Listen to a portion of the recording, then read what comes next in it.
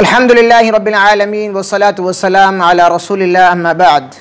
हाज़रीन व नाज़रीन, आज के बयान में इंशाअल्लाह हम आपके सामने दुआ के आदाब, दुआ मांगने का तरीक़ा क्या है, दुआ कैसे मांगनी चाहिए, दुआ में कौन कौन सी गलतियाँ नहीं करनी चाहिए, इन तमाम चीज़ों पर कुरान और सुन्नत की रोशनी में इंशाअल्लाह आपके सामने बातें रखूँगा। अल्लाह रब्बुल आलमीन से दुआ गो कि लाहुल आलमीन मुझे हक़ कहने और हम सब को उसके मुताबिक अमल पेरा होने की तौफ़ीक़ नसीब फरमा। हाज़रीन, अल्लाह के रसूल सल्लल्लाहु अलैहि वसल्लम से अहादीस में दुआ मांगने का जो तरीक़ा मौजूद है वो ये है कि सबसे पहले बंदा अल्लाह रब्बुल आलमीन पर यकीन रखता हो कि अल्लाह रब्बुल आलमीन ही दुआ को कबूल करने वाला है और रब्बुल आलमीन के अलावा कोई दुआ कबूल करने वाला नहीं। ये यकीन पुख्ता होना चाहिए। उसके बाद में जब दुआ करने के लिए आदमी आए तो सबसे पहले अल्लाह रब्बुल आलमीन की बड़ाई, किब्रियाई, हम्द व सना, पाकीज़गी बयान करें। अल्लाह रब्बुल आलमीन की खूब बड़ाई बयान करें। उसके बाद में जनाब मुहम्मद रसूलुल्लाह सल्लल्लाहु अलैहि वसल्लम पर दुरूद भेजे। अल्लाहुम्मा सल्लि अला मुहम्मद व अला आलि मुहम्मद कमा सल्लैता अला इब्राहीम व अला आलि इब्राहीम इन्नका हमीदुम मजीद। अल्लाहुम्मा बारिक अला मुहम्मद व अला आलि मुहम्मद कमा बारकता अला इब्राहीम व अला आलि इब्राहीम इन्नका हमीदुम मजीद। या कोई और दुरूद पाक भी आप भेज सकते हैं जो हदीस पाक से साबित है। उसके बाद में आप अपनी जो बात है, जो फरियाद है, जो दुआ मांगना चाहते हैं आप, वो अपनी रखें। अल्लाह रब्बुल आलमीन तमाम ज़बानों को समझता है, तमाम चीज़ों को जानता है, लिहाजा उसके सामने खुलकर गुफ्तगू करें। उसके सामने अदब का दायरा होना चाहिए, लेकिन ऐसा नहीं कि मुझे ये बोलना नहीं आता, मैं इसे कैसे बोलूँ। जैसे आपकी ज़बान है आप ऐसे बोलें। रब्बुल आलमीन दुआ मांगने वाले के जुमलों की उलट फेर को बुरा नहीं मानता है, कबूल करता है बंदे की बात को, चाहे वो अकड़ कर, चाहे अटक कर, कैसे ही भी बोले, लेकिन यकीन होना चाहिए रब्बुल आलमीन पर सही अंदाज में। एक हदीस पाक इस ताल्लुक़ से मैं आपके सामने पेश करूँ। फुदाला बिन उबैद रज़ियल्लाहु तआला अन्हु फरमाते हैं कि अल्लाह के रसूल सल्लल्लाहु अलैहि वसल्लम की प्यारी हदीस कि हमारे दरमियान में आप सल्लल्लाहु अलैहि वसल्लम मौजूद थे। इज़ा दख़ल रजुलन फ़सल्ली फ़क़ाल, एक आदमी नमाज़ पढ़ने लगा और उसके बाद में उस शख्स ने नमाज़ पढ़ने के बाद में दुआ मांगी, अल्लाहुम्मा ग़फ़िरली वरहमनी, ऐ अल्लाह मुझे बख्श दे, मेरे ऊपर रहम फरमा। आप सल्लल्लाहु अलैहि वसल्लम ने फरमाया, आजिलता अय्युहल मुसल्ली, ए नमाजी तूने अपनी दुआ में जल्दी कर दी। यानी उसने दुआ कैसे मांगी थी? अल्लाहुम्मा ग़फ़िरली वरहमनी, ऐ अल्लाह मुझे बख्श दे, मेरे ऊपर रहम फरमा, ये दुआ मांगी थी। और आप सल्लल्लाहु अलैहि वसल्लम ने क्या फरमाया? ए नमाजी आपने अपनी दुआ में जल्दी कर दी, दुआ ऐसे नहीं मांगनी चाहिए। फिर आपने फरमाया, इदा सल्लैता फ़क़अदता फ़हमिदल्लाह बिमा हुवा अहलुहु वसल्लु अलैहि सुम्मा दुऊहु। फिर आप सल्लल्लाहु अलैहि वसल्लम ने फरमाया कि तूने सिर्फ अपने ऊपर रहम किया और अपने आप को ही बख्शिश के लिए अल्लाह रब्बुल आलमीन से आपने दुआ मांगी, जबकि जब तू नमाज़ पढ़ ले, नमाज़ पढ़ के जब बैठ जाए तो अल्लाह रब्बुल आलमीन की शान में तो उसकी बड़ाई, उसकी किब्रियाई, उसकी पाकीज़गी बयान कर, हम्द व सना। उसके बाद में मेरे ऊपर दुरूद पाक पढ़ा, फिर उसके बाद में तू दुआ मांग। काला रावी हदीस फुदाला बिन उबैद रज़ियल्लाहु तआला अन्हु हदीस में आगे फरमाते हैं कि सुम्मा सल्ला रजुलन आखर, उसके बाद में एक दूसरा शख्स नमाज़ पढ़ने के लिए आया और हम आप सल्लल्लाहु अलैहि वसल्लम के दरमियान ही में बैठे थे। उस शख्स ने नमाज़ पढ़ने के बाद में अल्लाह रब्बुल आलमीन के सामने हाथ उठाए, अल्लाह रब्बुल आलमीन की पाकी, बड़ाई, किब्रियाई बयान फरमाई और फिर नबी पाक सल्लल्लाहु अलैहि वसल्लम पर दुरूद पढ़ा। उसके बाद में उसने अपनी हाजत, अपनी ज़रूरत अल्लाह रब्बुल आलमीन के सामने पेश की। आप सल्लल्लाहु अलैहि वसल्लम ने फरमाया, अय्युहल मुसल्ली उदउ तुजब। फरमाया आप सल्लल्लाहु अलैहि वसल्लम ने, ए मुसल्ली, ए नमाजी, दुआ मांग और मांग, तेरी दुआ कबूल की जाएगी। क्योंकि तूने दुआ के आदाब और तरीक़े के साथ मांगी है। तो हमें यह मालूम हुआ इस हदीस पाक से कि दुआ मांगते वक्त सबसे पहले अल्लाह रब्बुल आलमीन की किब्रियाई, पाकी, बड़ाई बयान करें। सबसे पहले ए रहमान तू रहम करने वाला है, तू तव्वाब है तौबा कबूल करने वाला है, तू रहीम है रहम करने वाला है, तू गफूर है माफ़ फरमाने वाला है, तू हई है जिंदा है। तमाम अल्लाह रब्बुल आलमीन के जो सिफाती नाम हैं उन तमाम चीज़ों को आप जिक्र करें। इलाहुल आलमीन तू दिलों की वसवसों को जानने वाला है, दिलों के भेदों से तू वाकिफ़ है, तेरी तारीफ बहुत ज़्यादा है।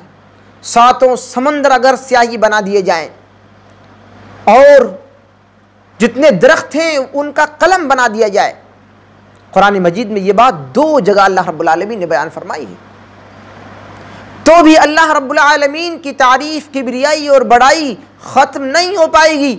सातों समंदरों, बर्रे आज़मों की पानी अगर इंक बना दिया जाए, स्याही बना दिया जाए, ख़त्म हो जाएगा। कलम बना दिए जाएं तमाम दरख्त, लनफ़िदल बहरु, जितने समंदर हैं वो ख़त्म हो जाएंगे, मगर रब्बुल आलमीन की तारीफ़ ख़त्म नहीं होगी। इसलिए हम खुलकर रब्बुल आलमीन की किब्रियाई और बड़ाई बयान करें। दुआ मांगते वक्त ये पहला अदब जो 3-4 पॉइंटों पर मुश्तमिल है, मैंने आपके सामने जिक्र किया है, इसे हम दुआ मांगते वक्त कभी ना भूलें। दूसरी अहम बात, दूसरा पॉइंट ये है कि दुआ दिल जमी के साथ मांगी जाए।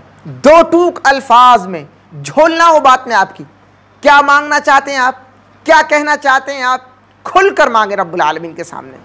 रब्बुल आलमीन से आप घबराएं नहीं, डरें नहीं। अनस बिन मालिक रज़ियल्लाहु तआला अन्हु फरमाते हैं कि आप सल्लल्लाहु अलैहि वसल्लम ने फरमाया, इज़ा दआ अहदुकुम, जब तुम में से कोई रब्बुल आलमीन के सामने दुआ मांगे, फलयअज़िमिल मसअला, तो रब्बुल आलमीन के सामने पुख्ता इरादे के साथ सवाल करे और यूं ना कहे ए अल्लाह अगर तू चाहे तो अता कर दे, अगर तू ना चाहे तो मत अता कर, ऐसा नहीं।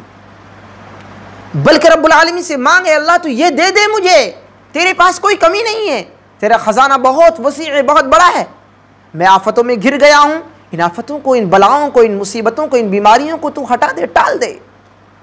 मुझे तो दुआ मांगने की तौफीक दे, मुझे नमाज पढ़ने की तौफीक दे, मेरे गुनाहों को माफ़ फरमा, मैं गंदी जगहों पर बैठता हूँ, उनसे मुझे बचा ले, मुझे तौफीक दे सी, मेरे हाल पर, मेरी ज़िंदगी पर रहम व करम का मामला फरमा, मेरी बस्ती पर, मेरे महल्ले पर, मेरी शहर पर, मेरे मुल्क पर, मेरे देश पर, तमाम आलम इस्लाम पर, तमाम आलम इंसानियत पर रहम व करम का मामला फरमा।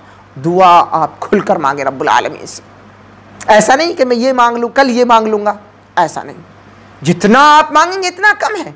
रब्बुल आलमीन का ख़जाना बहुत बड़ा है। इसलिए अल्लाह के रसूल सल्लल्लाहु अलैहि वसल्लम ने फरमाया कि ऐसे कोई दुआ ना मांगे कि वला यक़ूलन्ना अल्लाहुम्मा इन शि'त फ़अतिनी, कि अल्लाह अगर तू चाहे तो अता कर दे, ऐसा नहीं। फ़इन्नहु ला मुस्तक्रिह लहू, इसलिए कि अल्लाह ताला पर कोई ज़बरदस्ती नहीं कर सकता कि अल्लाह तू ये छीन नहीं सकते हम, तो हम ऐसा क्यों कि अल्लाह तू देना चाहे तो दे दे, अगर तू चाहे तो अता कर दे, नहीं, क्योंकि अल्लाह रब्बुल आलमीन से कोई छीन नहीं सकता। बहुत बड़ी ताकत है रब्बुल आलमीन की। लिहाजा रब्बुल आलमीन से पुख्ता इरादे के साथ में और 2 टूक अल्फाज में साफ साफ लब व लहजे के साथ मांगे आप, अल्लाह मुझे तू लड़का दे दे, अल्लाह मुझे तू लड़की दे दे, अल्लाह मुझे तंदुरुस्त औलाद दे दे। खुल कर मांगे आप, क्योंकि जितने बाबा पीर हैं ये सब अल्लाह ने पैदा किए हैं। जितने पैगम्बर हैं उलुल अज़्म, वो तमाम पैगम्बर रब्बुल आलमीन ही ने भेजे। लिहाजा रब से बड़ा कोई नहीं है। लिहाजा रब के सामने किसी को बड़ा मानना भी नहीं चाहिए। और जब बड़ा नहीं है और जब बड़ा कोई नहीं हो सकता तो फिर बड़े से हम दुआ मांगे, छोटों के पास ना जाएं। क्योंकि रब्बुल आलमीन ने कुरान मजीद में फरमाया उदऊनी अस्तजिब लकुम, मुझसे मांगो मैं दूंगा, मुझसे मांगो मैं दुआओं को कबूल करता हूं। इन्नी करीब, मैं करीब हूं, शहरग से ज्यादा मैं करीब रहता हूं। इदा सालक इबादी, मैं बंदों की फरियादों को सुनता हूं। लिहाजा जितने गुनहगार लोग हैं वो मुझसे दुआ मांगे। कुल या इबादी अल्लज़ीना असरफू अला अनफुसिकुम ला तक़नतू मिन रहमतिल्लाह, जो अपने नफ्स पर, अपनी जान पर, अपने जिस्म पर गुनाह करते करते थक गए हैं और गुनाहों में डूब चुके हैं, वो मुझसे शर्माए नहीं, गम ना करें, सुस्ती ना करें। ला तक़नतू मिन रहमतिल्लाह, अल्लाह रब्बुल आलमीन की रहमत से वो मायूस ना हो, रब्बुल आलमीन के फजल से वो महरूम ना हो, खसारा उठाने वालों में से ना बने वो, बल्कि रब के सामने जाएं, रोएं, गिड़गिड़ाएं, रब की बड़ाई बयान करें, अपने ज़िंदगी में जो उन्होंने खोया है उसका जिक्र करें और कहें कि रब्बुल आलमीन तेरे दरबार के अलावा कोई दरबार नहीं, मैं तेरे दरबार में आ चुका हूँ, तो मेरे गुनाहों को माफ़ फरमा, दीन सीखने की मुझे तौफीक दे, दीन सीखने के बाद उस पर अमल करने की तौफीक दे। ये आपको तौफीक तलब करनी होगी, वरना रब्बुल आलमीन से आपने जब तौफीक मांगी नहीं तो आपको रब्बुल आलमीन तौफीक देगा क्यों? अगर आप अल्लाह रब्बुल आलमीन दे दे आपको तौफीक तो उसका फजल है, उसका करम है, उसका रहम है, लेकिन हमने नहीं मांगी कभी, तो हम मांगे रब्बुल आलमीन से दीन पर चलने की तौफीक मांगे, दीन पर चलने की तौफीक अल्लाह रब्बुल आलमीन से तलब करें हम।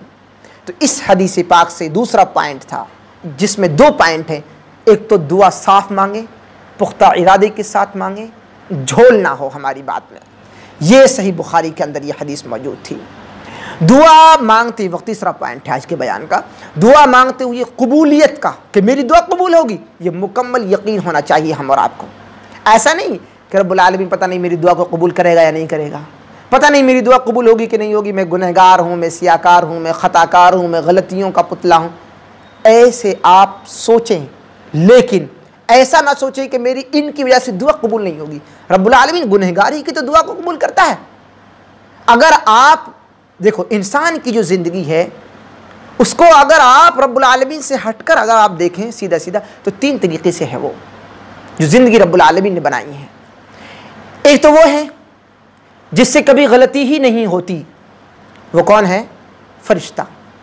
दुआ वो भी मांगता है, रब्बुल आलमीन से वो भी डरता है, रब्बुल आलमीन के रहमत और फजल का वो भी मोहताज है।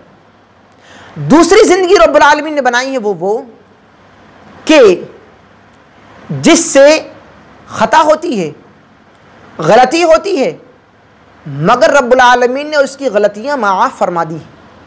और आज़म पैगंबर जनाब मोहम्मद रसूलुल्लाह सल्लल्लाहु अलैहि वसल्लम, आपकी गलतियां माफ़ फरमा दी, गलतियां हुई मगर आपकी गलतियां माफ़ फरमा दी। तीसरी, गलतियां होती हैं और तौबा और इस्तिग़फ़ार नबी करीम सल्लल्लाहु अलैहि वसल्लम ने भी किया है। आप हर दिन 70 से ज़्यादा मरतबा इस्तिग़फ़ार किया करते थे, बख्शिश तलब किया करते रब्बुल आलमीन से, ये सही मुस्लिम की हदीस है। तो एक ज़िंदगी तो वो है जो कभी गुनाह ही नहीं करती है, और वो फरिश्तों की ज़िंदगी है, दुआ के वो भी मोहताज हैं। और एक ज़िंदगी वो है जो कभी नेकी ही नहीं करती है, गुनाह ही गुनाह है, वो क्या है? शैतान। रब्बुल आलमीन के फजल करम का वो भी मोहताज है, रब्बुल आलमीन के हुक्म के बगैर वो भी कुछ नहीं कर सकता। और एक ज़िंदगी हमारी और आपकी है कि जिस ज़िंदगी के अंदर गुनाह भी हैं और नेकियां भी हैं। लिहाजा हमें समझना है कि हम रब्बुल आलमीन से गुनाह मांग रहे हैं या नेकी मांग रहे हैं। तो गुनाह में हम जाते हैं, मगर हमें अल्लाह रब्बुल आलमीन के सामने तौफीक तलब करनी है, दुआ मांगनी है रब्बुल आलमीन से। तो दुआ मांगते वक्त कबूलियत का हमें मुकम्मल यकीन होना चाहिए कि मेरी दुआ रब्बुल आलमीन कबूल फरमाएगा, क्योंकि इंसान की ज़िंदगी बनाई ही ऐसी गई है जिसके अंदर गुनाह है, तमाम इंसान गुनहगार हैं। लिहाजा इंसान को अपने गुनाहों की माफ़ी के लिए जब तक हाथ नहीं उठाएगा, जब तक वो गुरूर और घमंड का पुतला कहलाएगा। जो दुआ मांगते हैं, जो दुआ के लिए हाथ उठाते हैं, जो रोते हैं, गिड़गिड़ाते हैं, वो अल्लाह रब्बुल आलमीन के बंदे हैं, वो मोहताज है, अपनी मोहताजगी, अपनी कमज़ोरी को जाहिर कर रहे हैं। और जो दुआ नहीं मांगता है, इनडायरेक्टली तौर पर वो अपने आप को घमंडी और मुस्तकबिर, गुरूर और घमंड में ज़िंदगी गुजारने वाला शख्स है, उसका अमल बतलाता है ये।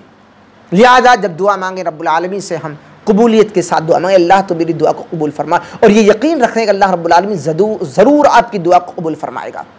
दूसरी अहम बात यह कि दुआ हम पूरी तवज्जो के साथ मांगें, पूरी यकसुई के साथ मांगे, दिल जमी के साथ मांगे। अबू हुरैरा रज़ियल्लाहु तआला अन्हु फरमाते हैं, सुनन तिरमिज़ी की यह हदीस है कि उदउल्लाह व अंतुम मूक़िनून बिल इजाबा, अल्लाह ताला से कबूलियत के मुकम्मल यकीन के साथ दुआ करो।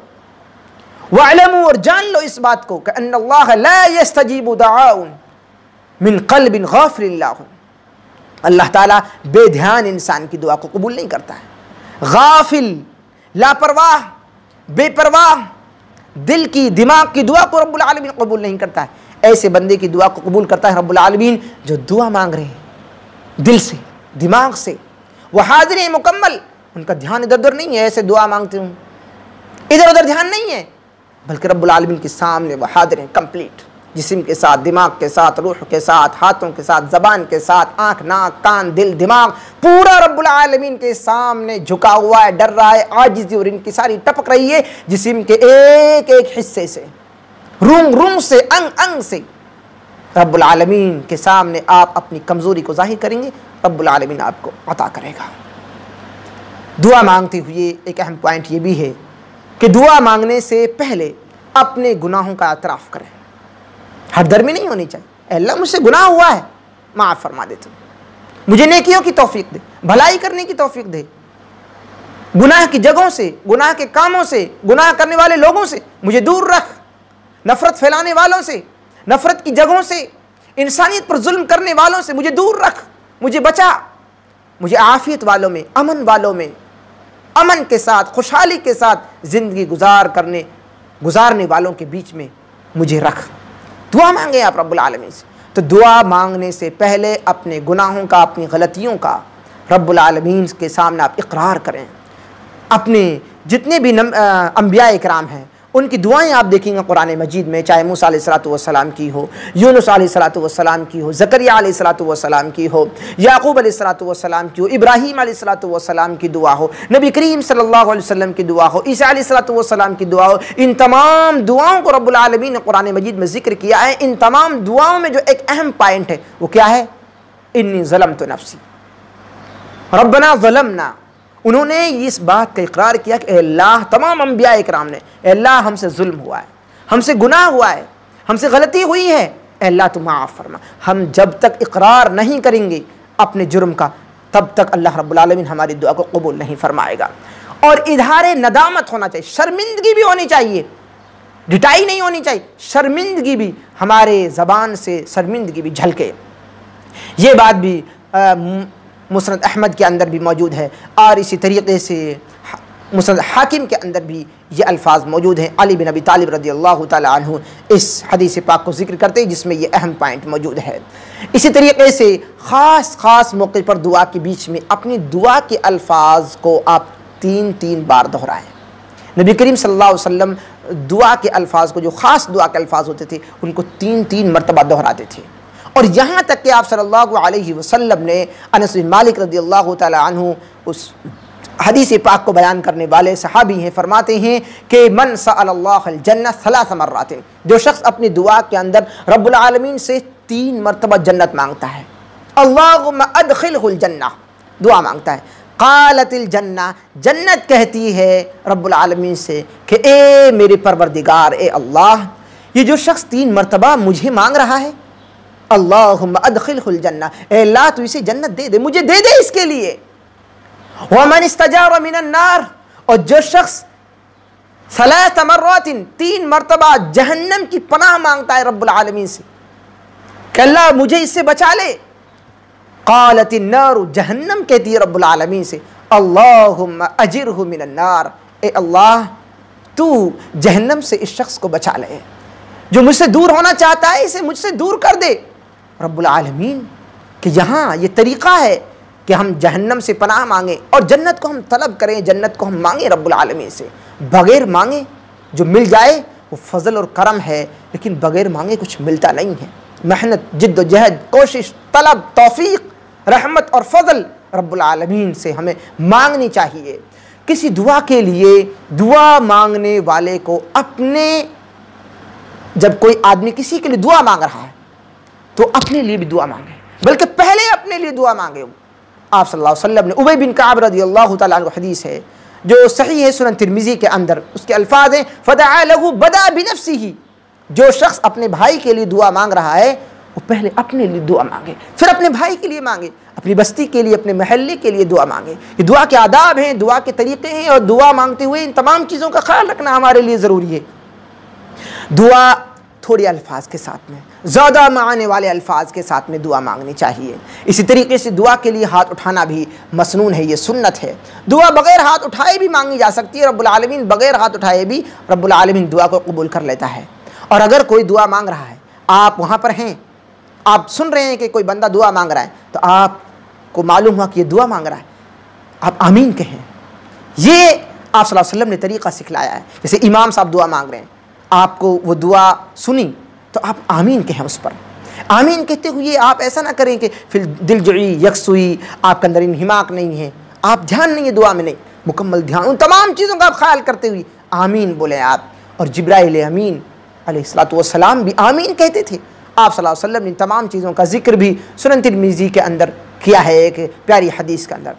इसी तरीके से मामूली चीज़ भी हम रब्बुल आलमीन से मांगें। ऐसा नहीं कि छोटी चीज़ है, ये तो मैं खुद कर लूँगा, ये तो मेरा इस पे मुकम्मल कंट्रोल है, मैं ये काम तो मैं खुद कर लूँगा, इसे रब्बुल आलमीन से मांगने की क्या ज़रूरत है। ये मैं छोटा सा एक काम करने जा रहा हूँ, इस काम को बिगड़ने की कोई उम्मीद नहीं है। रुपया है, मेरे पास पैसा है, ज़मीन है, प्रॉपर्टी है, बिल्डिंग है, लोग भी मेरे पास हैं, नौकर हैं, चाकर हैं, मैं इस काम में अल्लाह रब्बुल आलमीन से मैं क्या दुआ मांगूँ, ये काम तो मेरा बिगड़ेगा ही नहीं।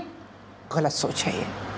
छोटे से छोटे काम पर छोटी सी छोटी चीज़ आपको ज़रूरत पड़ रही, रब्बुल आलमीन से आप दुआ मांगे, रब्बुल आलमीन दुआ को कबूल करता है। दुआ मांगने पर आपको सवाब अता करता है। दुआ मांगते वक्त रब्बुल आलमीन को बंदा अच्छा लगता है, खुश होते हैं रब्बुल आलमीन आपको देखकर कि मेरा बंदा मुझसे दुआ मांग रहा है।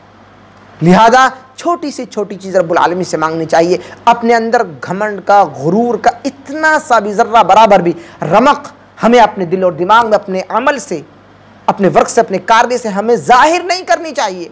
अल्लाह के रसूल सल्लल्लाहु अलैहि वसल्लम ने फरमाया, रज़ियल्लाहु तआला अन्हु फरमाते हैं, लियसअलु अहदुकुम रब्बहु हाजतहु कुल्लहा। इंसान तुम में से जो भी शख्स दुआ मांगता है, अपनी हर ज़रूरत अल्लाह से मांगनी चाहिए। यहाँ तक कि अगर उसके जूते का नीचले वाला हिस्सा टूट जाए, तिस्मा टूट जाए, वो भी रब्बुल आलमीन से मांगे, अल्लाह मेरा जूता फट गया है, इसके लिए कोई ऐसी राह बना दे कि मेरा जूता ये सिल जाए, जबकि कोई बड़े काम नहीं है। यह हदीस पाक के अल्फाज हैं। दुआ मांगते वक्त हमारा रुख, हमारा चेहरा, कोशिश करें कि हम किबला रुख हो, हमारा किबला रुख हमारा चेहरा हो। वज़ू करें, हम वज़ू के साथ बावज़ू होकर हम दुआ मांगे। और इसी तरीके से हम दुआ मांगते वक्त अल्लाह रब्बुल आलमीन के सामने आजिज़ी, इनकिसारी के साथ हम दुआ मांगे, हमारी दुआ अल्लाह रब्बुल आलमीन ज़रूर कबूल फरमाएगा। ये चंद चीज़ें थी दुआ मांगने के ताल्लुक़ से, दुआ के आदाब, दुआ के शराइत और दुआ में किन चीज़ों का हमें ख़ास ख्याल रखना चाहिए, उन तमाम चीज़ों का हमने कुरान और सुन्नत की रोशनी में आपके सामने ज़िक्र किया है। रब्बुल आलमीन से दुआ गो कि अल्लाहुल आलमीन हम तमाम इंसानों को सही अंदाज़ में दुआ मांगने की तौफ़ीक़ नसीब फरमा, दुआ के इन आदाब और शराइत का पास लिहाज रखने की तौफ़ीक़ नसीब फरमा। अल्लाहुल आलमीन सही अंदाज़ में हमें दुआ मांगने की, अपनी ज़िंदगी में ज़्यादा से ज़्यादा अपने गुनाहों की बख्शिश तलब करने और अमन की, सुकून की हमें दुआ मांगने की तौफ़ीक़ नसीब फरमा। अल्लाहुल आलमीन हमारे तमाम गुनाहों को माफ़ फरमा, हमारी तमाम गलतियों को दरगुज़र फरमा। अल्लाहुल आलमीन जन्नत में आला मकाम नसीब फरमा। अल्लाहुल आलमीन क़ब्र की मुश्किलात से हम सब को माफ़ फरमा, क़ब्र की मुश्किलात से हम सब को सुकून अता फरमा। अल्लाहुल आलमीन हशर के मैदान की परेशानियों से तो हमारी हिफाजत फरमा, पुल सिरात की परेशानियों से हमारी हिफाजत फरमा। अल्लाहुल आलमीन जो भी आखिरत में परेशानी आएंगी, उन तमाम परेशानियों से, उस नफ्सी के दौर से, नफ्सी के आलम से हम तमाम इंसान की हिफाजत फरमा। अल्लाहुल आलमीन तमाम इंसानों को अपने आप पर, अपनी तौहीद पर, अपने अक़ीदे पर ईमान लाने की तौफ़ीक़ नसीब फरमा। अल्लाहुल आलमीन अपनी अज़मत का एहसास करने की और लोगों को कराने की तौफ़ीक़ नसीब फरमा। अल्लाहुल आलमीन सही अंदाज़ में कुरान और सुन्नत के मुताबिक ज़िंदगी गुजारने की तौफ़ीक़ नसीब फरमा। अल्लाहुल आलमीन हमें अपनी नमाज़ों को पढ़ने के बाद में उनकी कबूलियत के हक़ में दुआ मांगने की तौफ़ीक़ नसीब फरमा। अल्लाहुल आलमीन अपने बच्चों की परवरिश के ताल्लुक़ से दुआ मांगने की तौफ़ीक़ नसीब फरमा, अपने बच्चों की इस्लामी तरबियत करने की तौफ़ीक़ नसीब फरमा। अल्लाहुल आलमीन जो बीमार हैं उनको शिफ़ाए कामिला आजिला नसीब फरमा। अल्लाहुल आलमीन जहाँ पर लोग परेशान हैं उनके लिए तो उनकी परेशानी का हल नसीब फरमा। इलाहुल आलमीन हम तमाम इंसानों को इंसानियत की खिदमत करने की तौफ़ीक़ नसीब फरमा। इलाहुल आलमीन जो नफ़रत फैला रहे हैं उनकी नफ़रत को अमन के दायरे में, अमन के साथ ख़त्म करने की तौफ़ीक़ नसीब फरमा। उनके मुकाबले में अमन की तहरीक चलाने की तौफ़ीक़ नसीब फरमा। इलाहुल आलमीन नफ़रत फैलाने वालों को दंदाने शिकन, मुँह तोड़ जवाब देने की हम सबको तौफ़ीक़ नसीब फरमा। इलाहुल आलमीन जो भी देश को तोड़ना चाहते हैं, इलाहुल आलमीन उन तमाम लोगों को हिदायत नसीब फरमा, उन तमाम लोगों को हिदायत नसीब फरमा। इलाहुल आलमीन अगर वो हिदायत के लायक नहीं है तो उनको नेस्त नाबूद फरमा। इलाहुल आलमीन जो बेनमाजी हैं उनको 5 वक्त नमाजी बना दे। इलाहुल आलमीन जो माँ बाप के नाफरमान उनको फरमा बरदार बना दे। व सल्लल्लाहु तआला अला खैरि खल्क़ि मुहम्मदिन व आलिहि व सहबिहि अजमईन व आखिरु दाअवाना अल्हम्दुलिल्लाहि रब्बिल आलमीन। सभी तरह की इस्लामी वीडियोस, तकारीर, दुरूस और अफवाहों का सच देखने के लिए इकरा स्टडी सेंटर को सब्सक्राइब करें। किसी भी नई वीडियोस के लिए कमेंट बॉक्स में अपना सवाल टाइप करें।